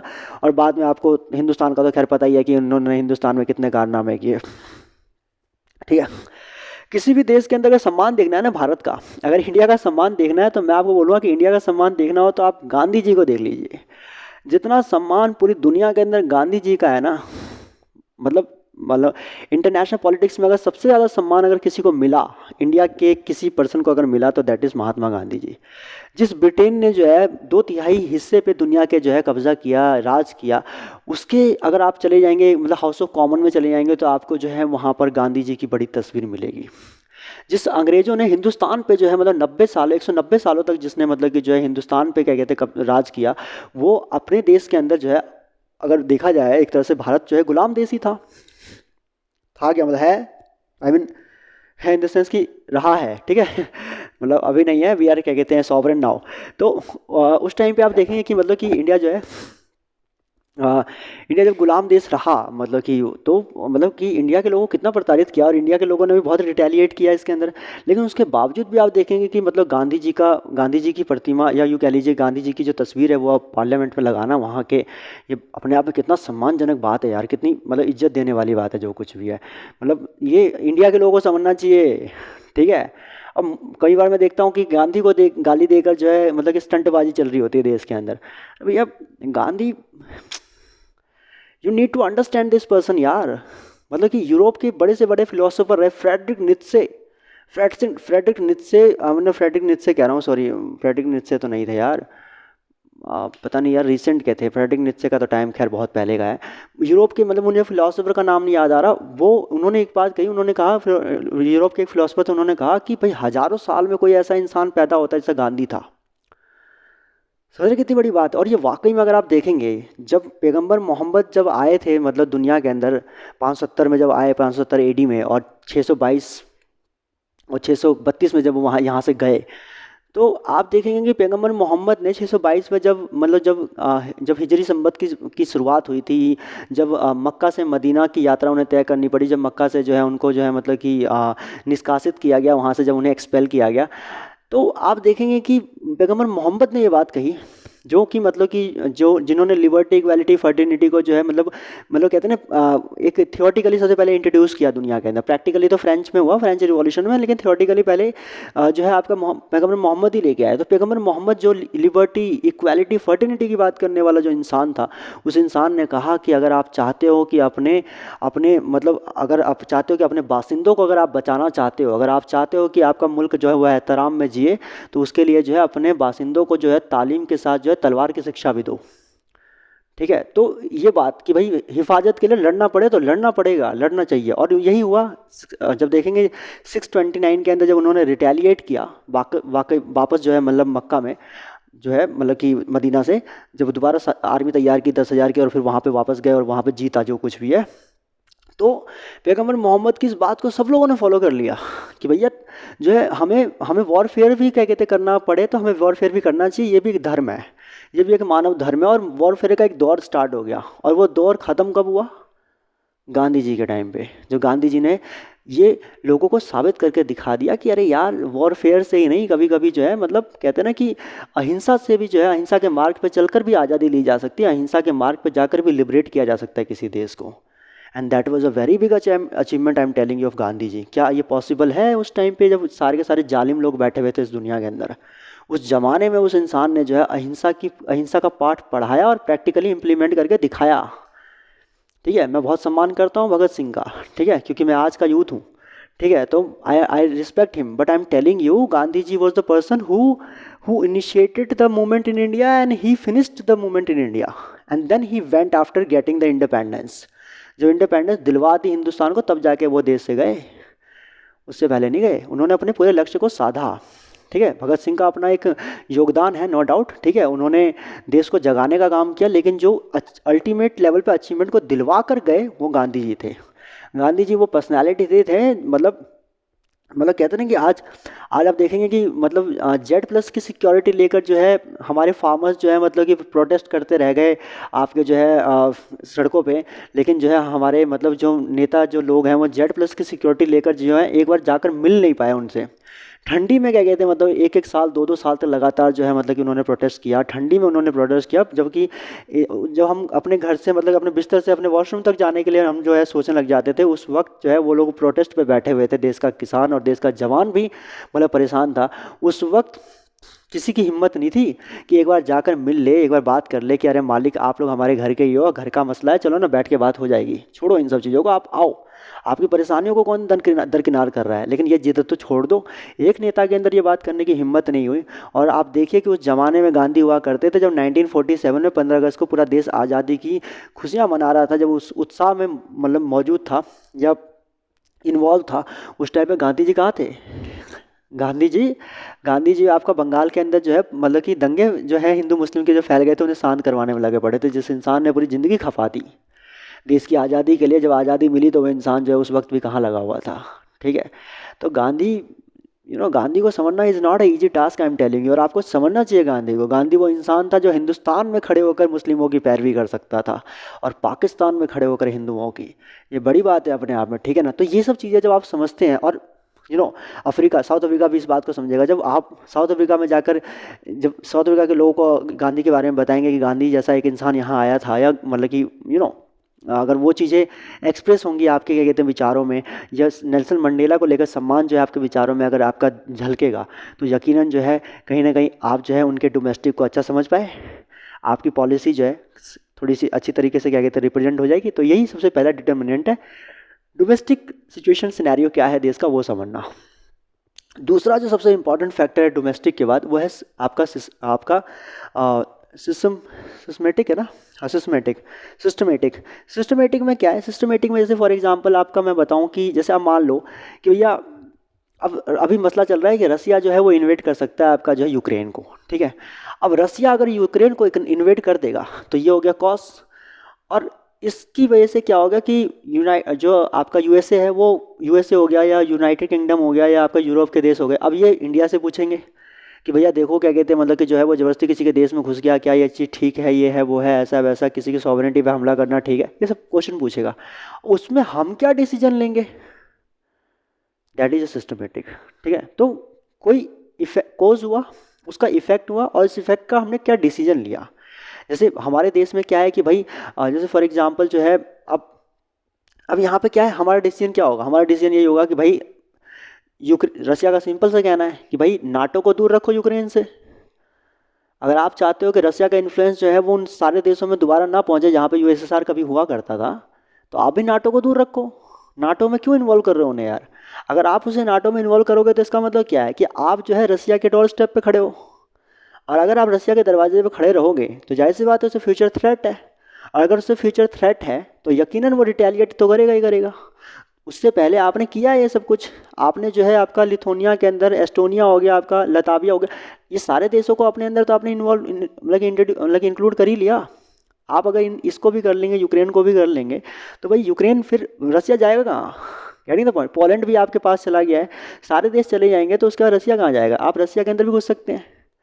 Getting the point. तो ऐसे में क्या है कि रसिया के साथ देना इज़ इम्पॉर्टेंट फॉर अस। और दूसरी बात इसलिए भी क्या कहते हैं इंपॉर्टेंट है कि ये हमारे फैक्ट्स, चलो ये तो फैक्ट्स हो गए। दूसरी चीज़ ये है कि भाई रसिया हमें हमेशा सपोर्ट देता है, ठीक है। हमारा कभी भी कोई मुद्दा अगर फंस जाता है आपका यूनाइटेड नेशन के अंदर तो उसे वीटो कौन करता है, रसिया। ऐसे में आप रसिया के खिलाफ चले जाएंगे, समझ रहे ना। तो इंटरनेशनल, और आप देखिए हमेशा हर स्टेप पे क्या कहते हैं इंडिया जो है रसिया के साथ खड़ा है।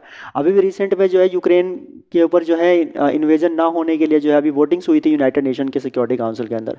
इंडिया ने क्या कहते हैं उसके अंदर जो है मतलब कि आपका रसिया को सपोर्ट कर दिया। नॉन परमानेंट मेंबर्स में से 15 में से आपका 10 मेंबर होते हैं, 10 में से जो है मतलब कि सपोर्ट देना होता है मेजोरिटी के लिए। तो इंडिया ने क्या कहते हैं रसिया के फेवर में सपोर्ट किया है, यूक्रेन के खिलाफ सपोर्ट किया है। तो गेटिंग द पॉइंट, तो इसमें क्या है कि हमने देखो वो कॉज हुआ, वो कॉज हुआ, ठीक है। जैसे मान लो रसिया अटैक कर देता है, इन्वेट कर लेता है यूक्रेन को अपने में, क्या कहते हैं अपने में जो है उसे मर्ज कर लेता है, ठीक है।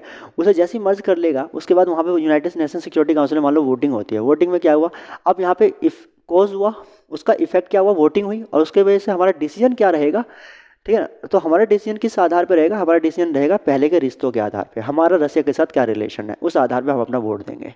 तो ये होगा सिस्टमेटिक, हमारा उनका क्या क्या सिस्टम है, that we need to understand. तो पहली चीज़ हमारे पास क्या होगी कि डोमेस्टिकली हमें रसिया को समझना है।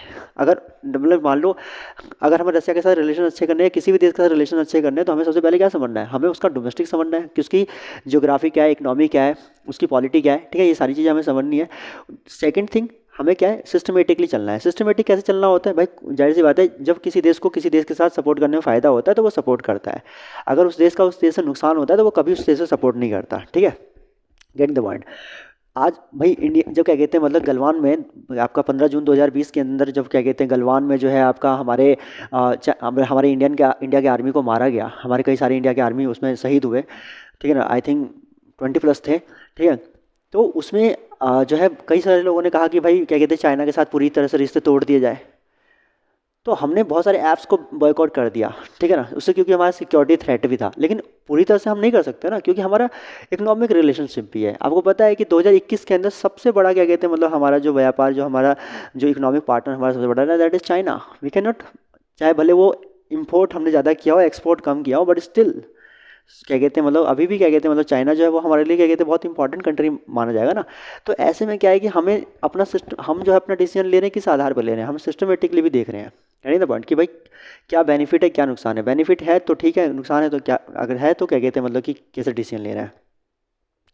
इस बात पे सीरियस मत हो जाना, ठीक है, कि क्या कहते हैं मतलब कि जो है आपका हमारे क्या कहते हैं आर्मी इसको मारना है जो कुछ भी, ऑब्वियस सी बात है ये हमारा मैन, इस पे हम रिटेलिएट करेंगे। और आपको अभी पता होगा रिसेंट में, अभी पता नहीं मैं किसी ऑर्गेनाइजेशन की न्यूज़ देख रहा था, मुझे थोड़ा सा रिकॉल नहीं हो रहा उनका नाम, मुझे ऑर्गेनाइजेशन का, तो बता रहे थे कि चाइना के भी काफ़ी सारे जवान मारे गए थे, ठीक है। तो चाइना उस न्यूज़ को छुपा रहा है तो खैर, तो ऐसा नहीं है, इंडिया ने भी बहुत अच्छा रिटेलिएट किया था, लेकिन खैर कोई बात नहीं, इन द नेक्स्ट टाइम कभी हम देखेंगे, ठीक है ना। उसके बाद इधर साइड को आ जाओगे, तीसरा टर्म है वो है आपका इंडिविजुअल। अब ये इंडिविजुअल बड़ा इंपॉर्टेंट थिंग है।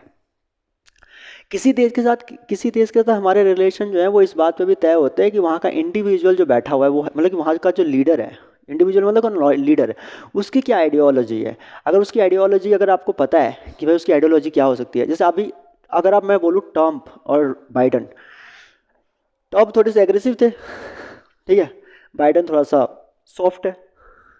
ट्रम्प जो है वो चाइना से थोड़े से खफा थे, चाइना के क्या कहते हैं मतलब अगेंस्ट में रहते थे, लेकिन बाइडन फेवर में रहते हैं, ठीक है। तो अगर ट्रम्प है तो हमारी पॉलिसी अलग होगी, बाइडन है तो हमारी पॉलिसी अलग होगी। तो इंडिविजुअल के हिसाब से भी जो है डिसाइड होता है कि पॉलिसी क्या। अच्छा, हमारे यहाँ पे पहले मनमोहन सिंह थे, वो सॉफ्ट थे, अब मोदी जी हैं, वो इंटेलिजेंट है, ठीक है। I will not say aggressive but he is very smart in terms of the international relation, बहुत स्मार्ट है, आई एम टेलिंग यू। प्रधानमंत्रियों के मामले में Modi ji is very smart prime minister, no doubt, ठीक है। बाकी प्राइम मिनिस्टर भी बहुत स्मार्ट रहे हैं, लेकिन मोदी जी बहुत स्मार्ट प्राइम मिनिस्टर में से एक है, ठीक है। मैं हालांकि मेरी कोई वो बनती नहीं है उतना क्या कहते हैं मतलब किसी को अप्रिशिएट करना, जब मैं क्या कहते हैं मतलब न्यूट्रल होकर पढ़ा रहा हूँ, बट क्या करूँ यार, सब्जेक्टिव हो जाता हूँ और होना पड़ता है भाई, after all we are also the part of country ना। क्योंकि मैं कुछ ऐसे टैक्ट देखता हूँ कि इंटरनेशनल रिलेशन को साधने का तरीका मोदी जी का बड़ा प्यारा है। आप देखो कितने क्लोजली आ जाते हैं, मतलब कि जब किसी वर्ल्ड लीडर से मिल रहे होते हैं, जिससे कि अब हाथ मिलाना, गले मिल जाना, ये सब चीज़ें जो कुछ भी है गले पड़ना नहीं, मिल जाना। अब कई सारे होते हैं कि दूर दूर से फॉर्मेलिटीज़ निभा रहे होते हैं, अरे दिल से दिल का रिश्ता जोड़ो यार। अब भाई वो माना कि क्या कहते हैं वर्ल्ड लीडर है, लेकिन आफ्टर है तो वो भी एक ह्यूमन बींग, लिविंग ऑर्गेनिज्म में ही आता है ना, कोई बाहर से थोड़ा है। तो आपको ये सब चीज़ें होती हैं। अब जैसे भाई हमें वो क्या कहते हैं बांग्लादेश के साथ डिस्प्यूट खत्म करना था, तो शेख हसीना को रिपोर्ट मतलब कि आपको पिक करने के लिए मोदी जी खुद चले गए थे, क्या कहते हैं मतलब आप एयरपोर्ट पे। तो ये सब चीज़ें होती है कि भाई कहाँ पे किसको कितना सम्मान देना है, क्या करना है, ये सारी चीज़ें आपको समझ के चलनी पड़ती है। चाइना हीरो बनना था ज़्यादा, अभी ओलंपिक गेम्स में उससे एक दो, ओलंपिक गेम स्टार्ट होना होता है उससे एक दो दिन पहले क्या कहते हैं मतलब कि जो है हम ओलंपिक गेम्स से हमने बॉयकॉट कर दिया। क्यों? क्योंकि भाई हमारे क्या कहते हैं यार, एक तो हमारे जवानों को मारा, और जिस जवान की जो क्या कहते हैं कमांडिंग वहाँ पे कर रहा था चाइना से, उसको तुमने जो है वो मसाल दे दिया हाथ में जलाने के लिए, क्या फुआ हो कुछ नाम था उसका, ई फुआ हो समथिंग कुछ नाम है। तो इस पर क्या कहते हैं मतलब कि जाहिर सी बात है वहाँ तो बनता है हमारा रिटेलिएट करना, हमने रिटेलिएट किया। तो ये चीज़ें बहुत ज़रूरी है कि इंडिविजुअल कैसा है, किसी देश का लीडर कैसा है, इस बात से भी तय होता है किसी देश के साथ हमारा पॉलिसी, ठीक है ना। ध्यान रखना, बहुत सारे देशों की पॉलिसी चेंज हो गई होगी जब यहाँ पे मोदी जी प्राइम मिनिस्टर बने। जब जो बाइडन प्रेसिडेंट बने अमेरिका के, तो हमारी पॉलिसी भी अमेरिका को लेकर थोड़ी सी चेंज हो गई, ठीक है। और यू अंडरस्टैंड, पुतिन तो खैर हटेंगे नहीं और जिनपिंग भी हटने वाला नहीं है, और भी बहुत सारे लीडर्स हैं। अब जैसे बोरिस जॉनसन है, वो अभी यूनाइटेड किंगडम के अभी जो है क्या कहते हैं मतलब प्राइम मिनिस्टर थे, आई थिंक वो हट चुके हैं। तो वो जो हटेंगे, कोई नया आएगा तो उसमें कैसा है, ठीक है। आपका बहुत सारे हैं, मैं नाम लेता चलूँगा तो एक लिस्ट तैयार हो जाएगी। That's not my concern right now. The concern is what that you need to make you understand about what is the meaning of this particular word जो मैंने अभी बात की। वो वर्ड क्या है? वो वर्ड है आपके सामने क्या, किसी भी देश की के साथ इंटरनेशनल रिलेशन, या मतलब कि रिलेशन जो है मतलब कि आपका इंटरनेशनली जो अगर हम टाइप करते हैं उसमें सबसे मेन डिटर्मिनेंट्स में कौन कौन से होते हैं? 3 डिटर्मिनेंट्स होते हैं, जिसमें पहला कौन सा होता है? डोमेस्टिक, दूसरा जो होता है आपका सिस्टमेटिक, और तीसरा होता है इंडिविजुअल। उससे पहले मैंने आपको 3 इंपॉर्टेंट टर्म बताए, जिसमें से पहला टर्म मैंने आपको बताया दैट इज़ व्हाट, कि भाई अलाइंस का क्या मतलब होता है? जब 2 पावरफुल कंट्रीज एक साथ मिलती है, और जब एक पावरफुल कंट्री और एक वीक कंट्री जब आपस में मिलती है, ठीक है, उसको कहते हैं आपका दैट इज़ अलाइंस। मतलब एक नहीं, एक से ज़्यादा भी हो सकती है, बट मेनली एक पावरफुल होगा और एक वीक मतलब होगा जरूर।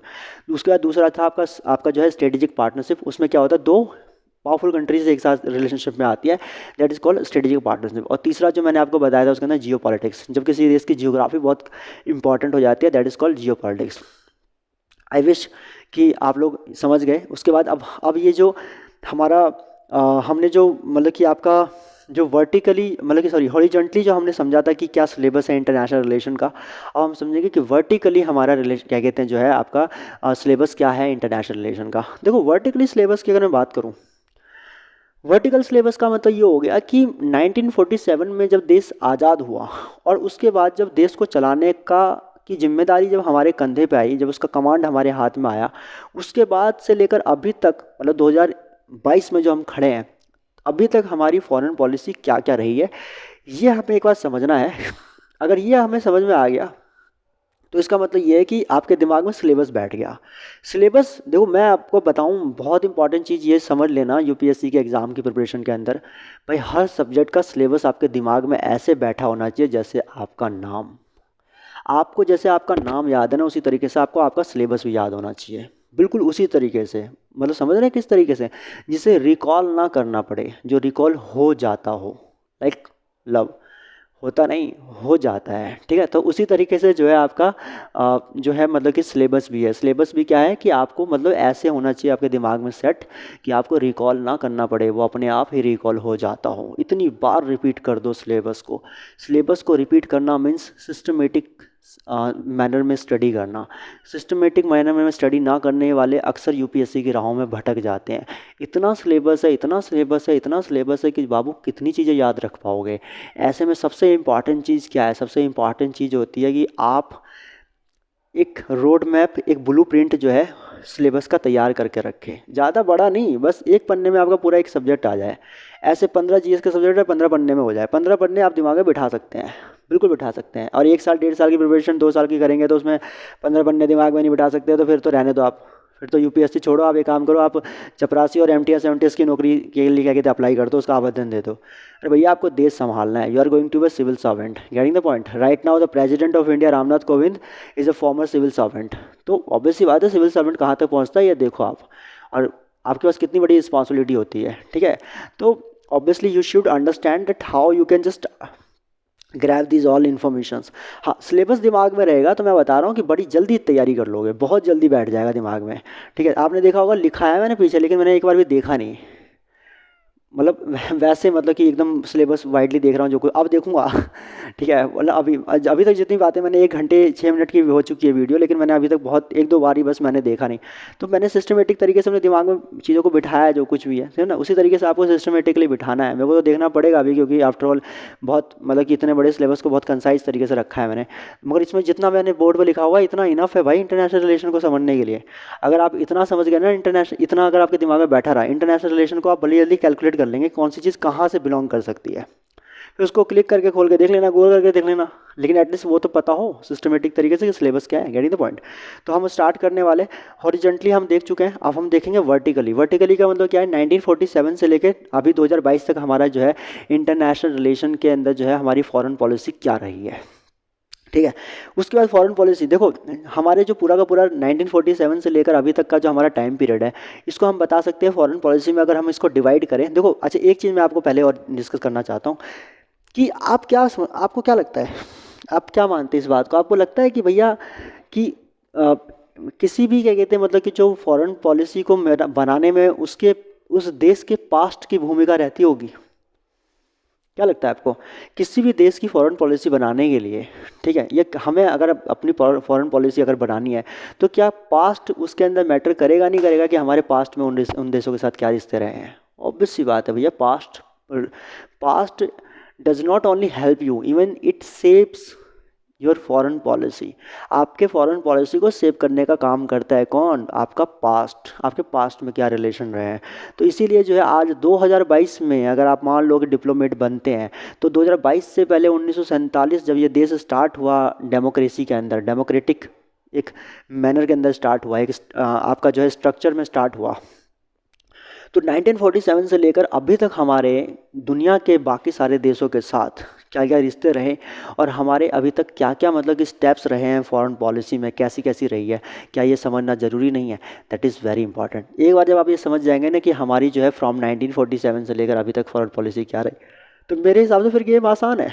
फिर तो गेम है ही नहीं कुछ, फिर तो गेम ऐसी लगेगी भैया मतलब आप ही हो गेम के खिलाड़ी असली, ठीक है। तो come to the point, now we are going to understand about कि हमारा जो है मतलब कि फॉरेन पॉलिसी जो 1947 से लेकर अभी तक कैसा रहा है।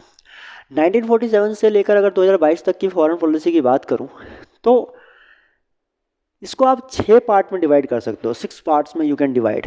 पहला पार्ट जो होगा वो आपका 1947 से लेकर 1962, 6 पार्ट, 6 फेस कह लो, 6 फेस में आप जो है पूरे के पूरे जो है मतलब फॉरेन पॉलिसी को जो है वो डिवाइड कर सकते हो। अच्छा, इससे 2 फायदे होने वाले हैं, ध्यान रखना। पहला फ़ायदा आपका इससे ये होगा कि इंटरनेशनल रिलेशन का जो सिलेबस है वो आपके दिमाग में बैठ जाएगा, अगर आपने ये सिर्फ 6 फेस जो है ये याद कर लिए।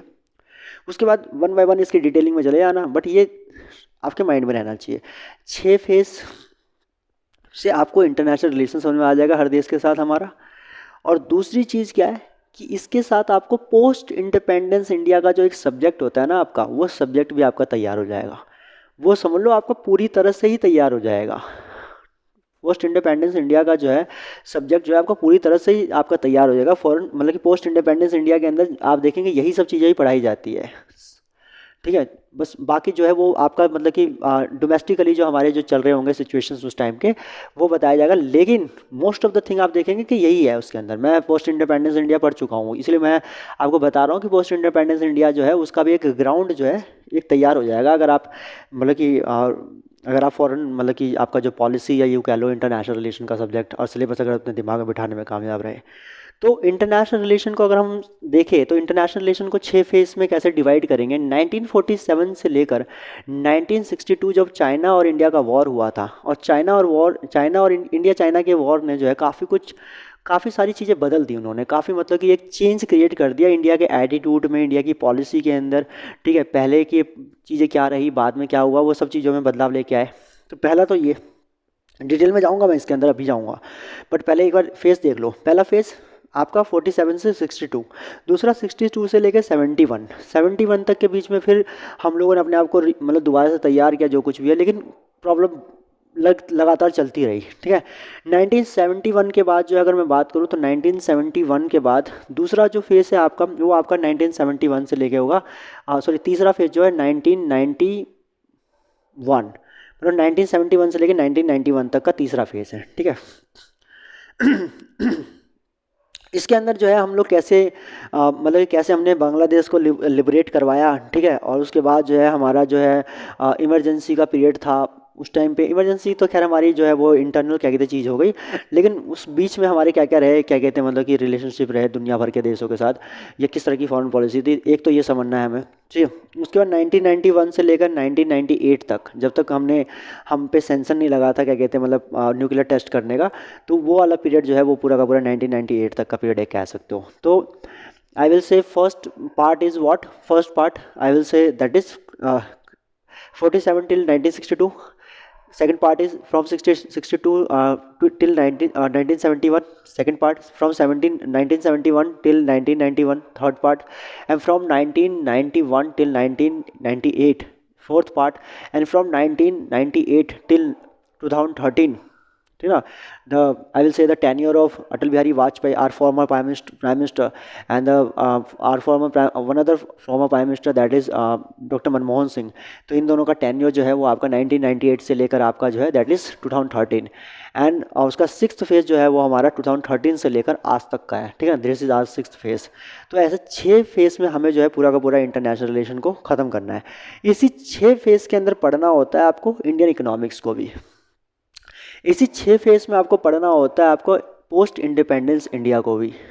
आप देखो सब कुछ एक ही जैसा है ना, क्योंकि इकोनॉमी को भी डिटरमाइन करने का पावर हमें कब मिला, 1947 के बाद ही मिला, ठीक है। और आप देखोगे 1947 से लेकर वहाँ से लेकर यहाँ तक जो हमारे मतलब कॉन्स्टिट्यूशन में जो जो चेंजेस हुए, जो अमेंडमेंट्स हुए, ये आपको पढ़ना होता है पॉलिटी के अंदर। सेम है, 1947 से लेकर 2022 तक हमारे सामने क्या क्या प्रॉब्लम्स आई इंडिया के अंदर, दैट इज़ इंटरनेशनल रिलेशन हमें पढ़ना इंटरनल सिक्योरिटी हमें पढ़नी पड़ती है। सेम लगभग सारे के सारे सब्जेक्ट सेम है, कुछ नया नहीं है, सब कुछ सेम है, कुछ नई चीज़ इसके अंदर नहीं है। तो आई होप यू अंडरस्टैंड कि इंटरनेशनल रिलेशन को समझने से जो है आपके बाकी सारे सिलेबस भी समझ में आ सकते हैं। तो ये इंट्रोडक्शन जारी रहेगी। हम जो है आपका जो 6 फेसेस हैं अभी तक मैं हॉरिजॉन्टल और 3 इम्पॉर्टेंट टर्म, ठीक है, 3 इम्पॉर्टेंट डिटर्मिनेट्स, ठीक है, और क्या कहते हैं importance of the past in the foreign policy, इसके बारे में, और लगभग थोड़ा थोड़ा इंट्रोडक्शन मैंने आपको 6 फेज़ का मतलब एटलीस्ट ईयर तो मैंने आपको बता ही दिए हैं, टाइम पीरियड तो बता ही दिया। तो 6 फेसेस के क्या टाइम पीरियड है ये मैं आपको बता चुका हूँ। अभी मैं आपका जो है मतलब कि हॉरिजॉन्टल के बाद आपका वर्टिकल जो है, मतलब वर्टिकली जो हमारा, और वर्टिकल है बट ये डाउनवर्ड है, ठीक है ना, मतलब 1947 को अप रख रहा हूँ मैं, 1947 से नीचे नीचे, ठीक है, दैट इज, या आप 1947 से ऊपर कर लो, आप वर्ड कर लो यार, जो तुम्हारा मन, जैसे अंडरस्टैंडिंग बने बस बनाओ, ठीक है। तो ये आपका जो है वर्टिकल शेप में कैसे हमारा फॉरेन पॉलिसी रहा है, इसके बारे में हम अभी डिस्कस करने वाले हैं। तो तब तक के लिए मैं चाहूँगा कि एक ब्रेक ले लूँ, क्योंकि it has been approximately 1 hour 14 second और 14 मिनट्स। तो नेक्स्ट वीडियो में हम लोग मिलते हैं, ठीक है। Thank you.